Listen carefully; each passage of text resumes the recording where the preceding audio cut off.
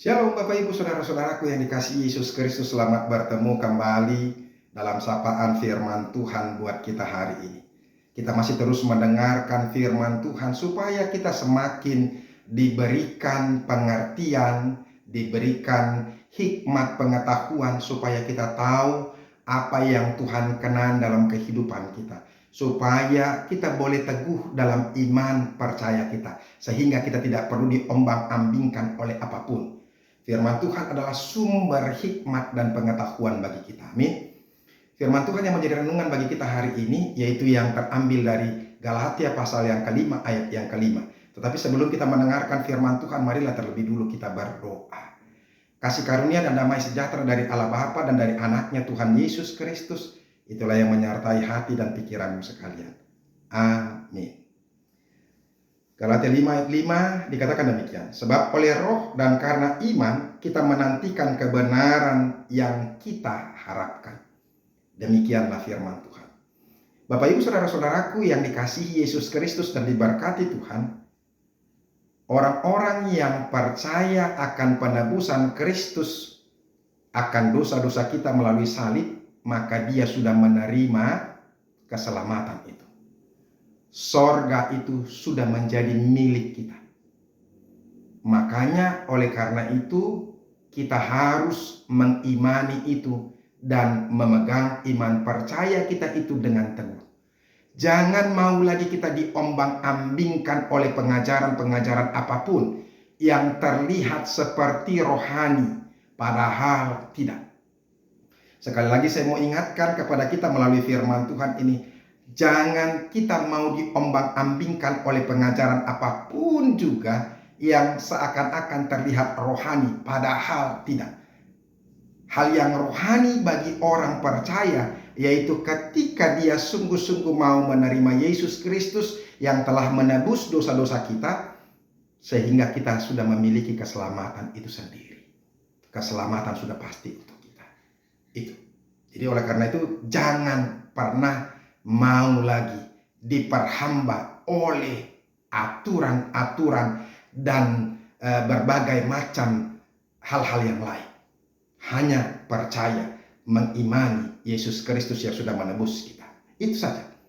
Ya, oleh karena itu makanya Rasul Paulus di sini menegaskan kepada kita saudara-saudara supaya kita berpegang teguh kepada iman percaya kita. Dia katakan tadi di ayat 1, supaya kita sungguh-sungguh merdeka. Kristus telah memerdekakan kita. Jadi Kristus yang telah memerdekakan kita, bukan yang lain. Karena itu berdirilah teguh dan jangan mau lagi dikenakan kuk perhambaan. Makanya berdirilah teguh terus memegang iman kita di dalam Kristus Yesus.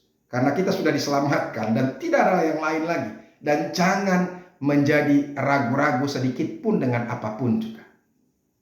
Bapak Ibu Saudara-saudara, konteks firman Tuhan ini yaitu ada orang Kristen yang berasal dari Yahudi yang mereka selalu mengajarkan bahkan sampai mengintimidasi orang-orang Kristen yang non-Yahudi. Mereka berkata bahwa sekalipun kita sudah percaya kepada Kristus, kita sudah ditebus oleh Kristus, kita masih tetap melakukan hukum Taurat, termasuk soal sunat, termasuk soal berpantang makanan dan minuman.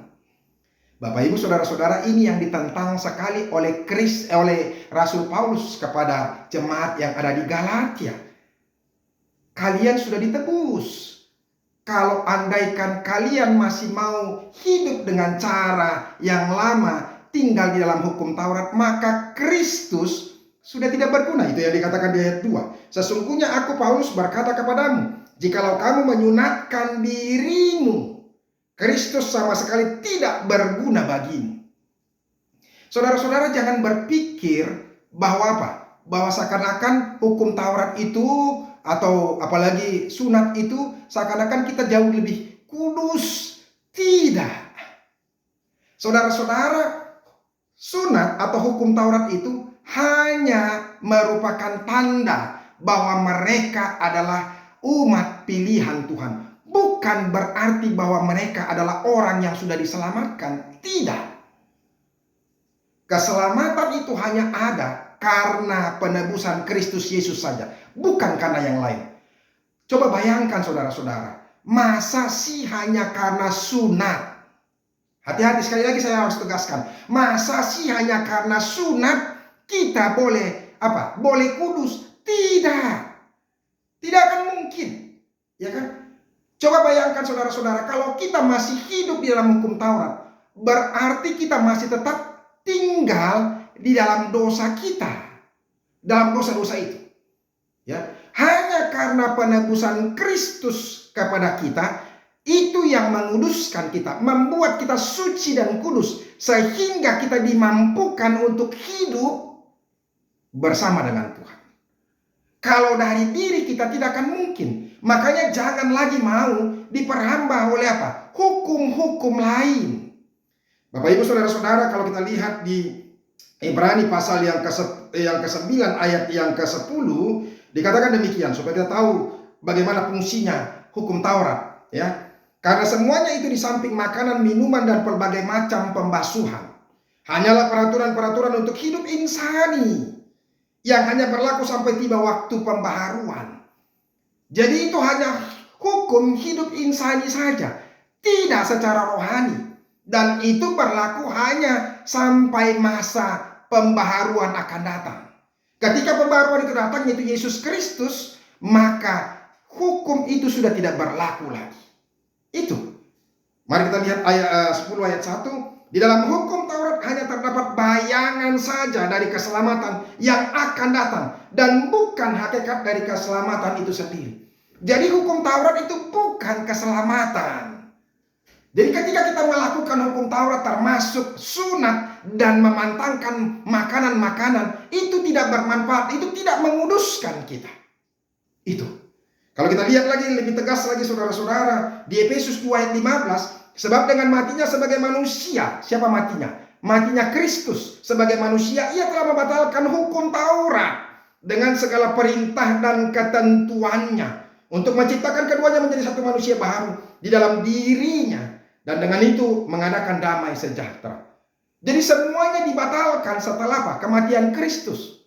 Jadi termasuk hukum-hukum yang ada, makanan dan minuman. Saudara-saudara, banyak orang mengatakan, apalagi orang-orang yang masih mempercayai itu, Advent misalnya, ya kan? Mereka melarang umatnya untuk makan babi. Karena apa? Di dalam Alkitab juga ada, ya, di Imamat 11 itu. Benar itu.